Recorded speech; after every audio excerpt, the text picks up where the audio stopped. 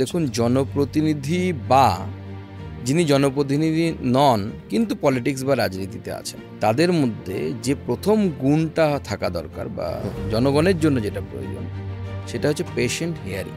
যে একজন সাধারণ মানুষ এসে বলছে আমার বাড়ির পাশের ড্রেনটা পরিষ্কার হচ্ছে না, দাদা একটু দেখুন বা স্যার একটু দেখুন। আমি জানি যে আমি একজন সাংসদ হিসেবে সেটা আমার কাজ না বা আমি করতেও পারবো না, কিন্তু আমাদের কি হয়, আমাদের মধ্যে তখন একটা তাচ্ছিল্য ভাব চলে আসে, আরে ও এই কথাটা বলছে, এটা জানেই না। এই জায়গা থেকে বাঁচা হচ্ছে সব থেকে বড় চ্যালেঞ্জ।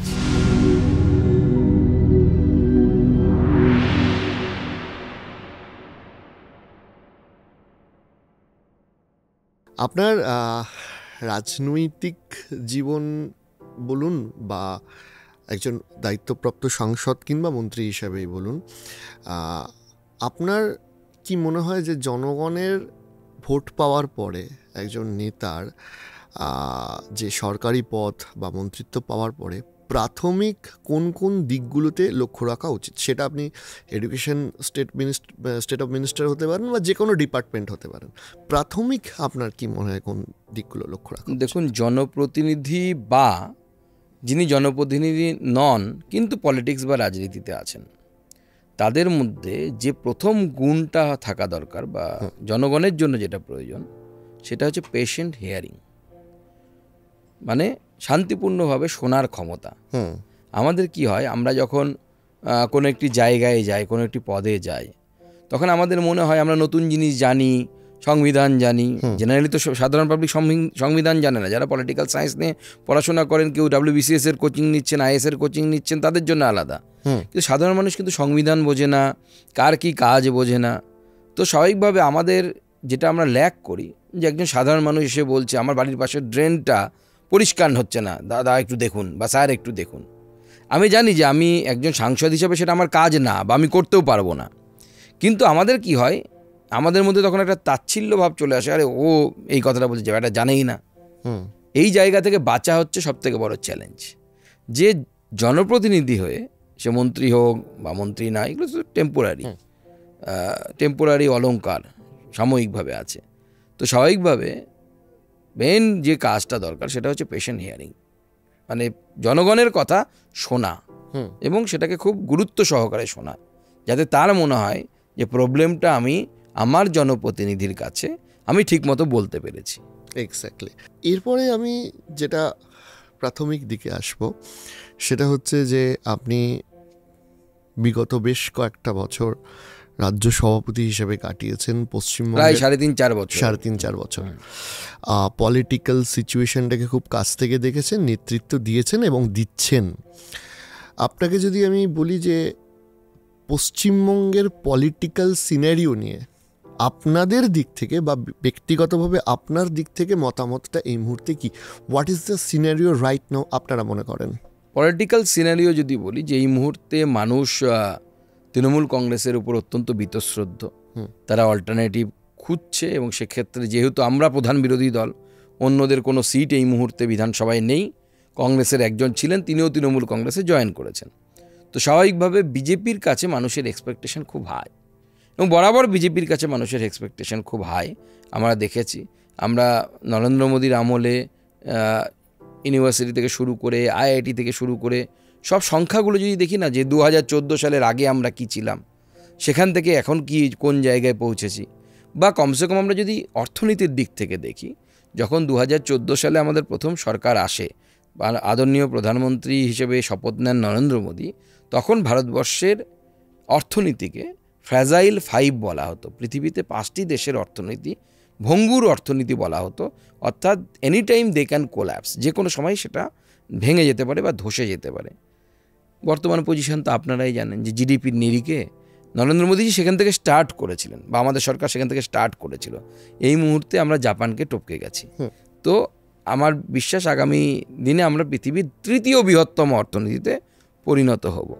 এবং রিসেন্টলি খুব ইন্টারেস্টিং একটা জিনিস, একটা রিপোর্ট এসছে, মাননীয় প্রধানমন্ত্রী তার লাস্ট যে গত রবিবার যে মন কি বাত হলো, সেই মন কি বাতেও উল্লেখ করেছেন যে ইন্টারন্যাশনাল লেবার অর্গানাইজেশন ILO, এটা একটি ইন্টারন্যাশনাল বডি, আমার কথাতেও চলবে না, তোমার কথাতেও চলবে না, বা অন্য কোনো রাজনৈতিক দলের কথাতেও চলবে না। তাদের রিপোর্ট বলছে যে ভারতবর্ষে প্রায় 90 কোটি মানুষ, মানে প্রায় 64% মানুষ কোনো না কোনো সরকারি সহায়তা বা সোশ্যাল বেনিফিশিয়ারির যে ব্যাপারটা থাকে, অর্থাৎ কোনো না কোনো সামাজিক সুরক্ষা আমাদের জনগণকে, প্রায় 90 কোটি মানুষ কোনো না কোনো সামাজিক সুরক্ষার মধ্যে আছে। এটা একটা বিরাট বড় ব্যাপার বলে আমার মনে হয়। আমরা বিগত দিনে গ্রস এনরোলমেন্ট রেশিও যেটাকে বলি এডুকেশনের ক্ষেত্রে, এটা আমাদের জন্য খুব ইন্টারেস্টিং এবং খুব আমি বলবো খুব একটা ভালো দিক। মেয়েদের গ্রস এনরোলমেন্ট রেশিও যে বৃদ্ধি পেয়েছে 30%-এর উপরে, প্রায় ছেলেদের থেকে বেশি। এটা একটা education system of the whole country, গোটা দেশের, শুধু আমি কেন্দ্র সরকারের কথা বলছি না, সমগ্র দেশের সমস্ত রাজ্য সরকারের তাদের শিক্ষা দপ্তর, আমাদের ভারত সরকারের শিক্ষা দপ্তর সব মিলে এটা একটা বেটার অ্যাচিভমেন্ট। আমি মনে করি ইটস এ গ্রেট অ্যাচিভমেন্ট।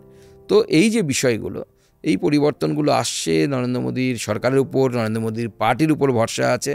আমার বিশ্বাস যে একটা সময় আসে না যে বাচ্চা ভূমিষ্ঠ হবে এবং তার লেবার পেন উঠছে। আমার মনে হয় যে কোনো সময় সেই বাচ্চাটি ভূমিষ্ঠ হওয়ার সময় হয়ে গেছে। যে কোনো সময় তার ভূমিষ্ঠ বা তার সরকার, নতুন সরকার, যে সরকার বাংলাকে আবার সেই আগের জায়গায় নিয়ে যাবে, যে বাংলার একসময় সিগনিফিক্যান্ট কন্ট্রিবিউশন থাকতো ভারতবর্ষের অর্থনীতিতে।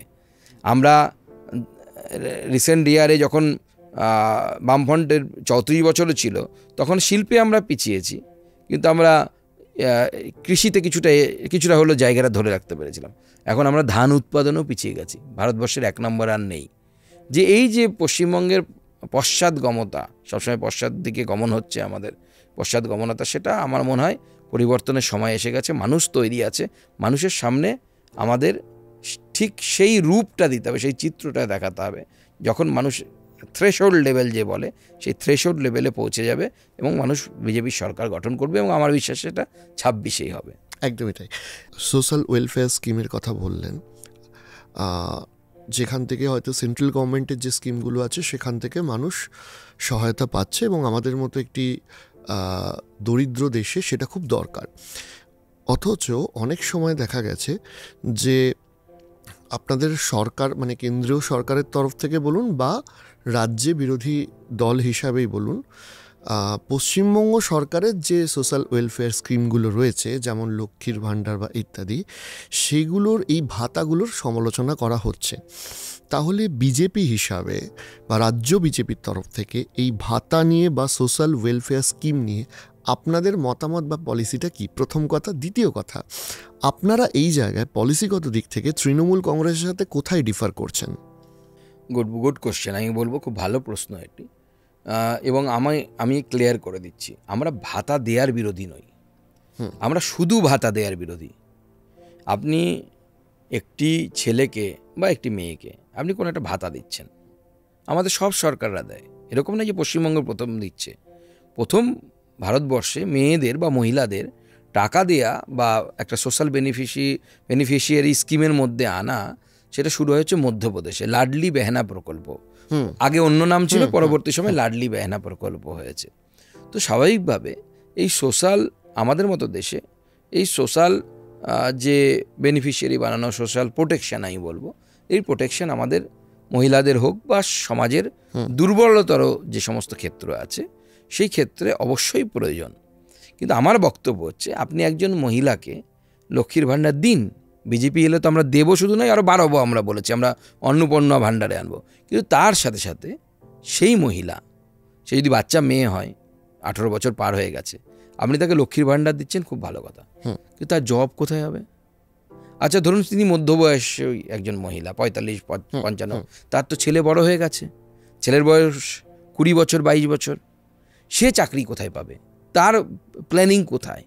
তার পরিকল্পনা কোথায়?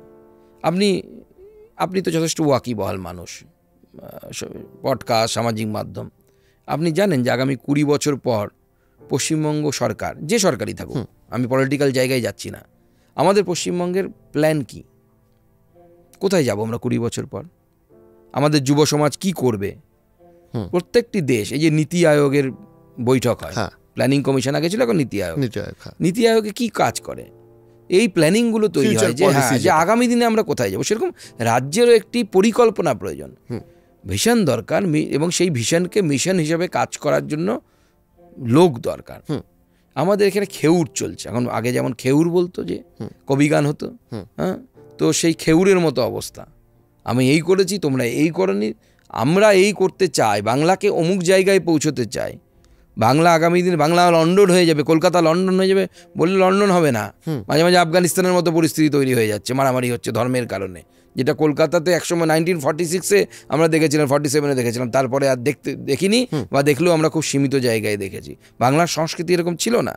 কিন্তু দুর্ভাগ্যের বিষয় এটা হচ্ছে, এবং এই জায়গা থেকে, এই খেউরের রাজনীতি থেকে, পারস্পরিক জায়গা থেকে বেরিয়ে এসে, দোষারোপ গালিগালাজ থেকে বেরিয়ে এসে, আমার মনে হয় শাসক দলের উচিত যে আগামী 20 বছর, 30 বছর, 50 বছর পর বাংলা কোথায় যাবে তার একটা ফিউচার প্ল্যান বাংলার মানুষের সামনে নিয়ে আসা প্রয়োজন। যদি নিয়ে আসতে আমরা না পারি, সরকার হয়তো পরিবর্তন হবে, কিন্তু ফিউচার প্ল্যান কোনো পরিবর্তিত হয় না। হ্যাঁ, নীতি এদিকে ওদিকে হতে পারে, অদল বদল হতে পারে, কিন্তু আমাদের ফিউচার প্ল্যান তো থাকবে।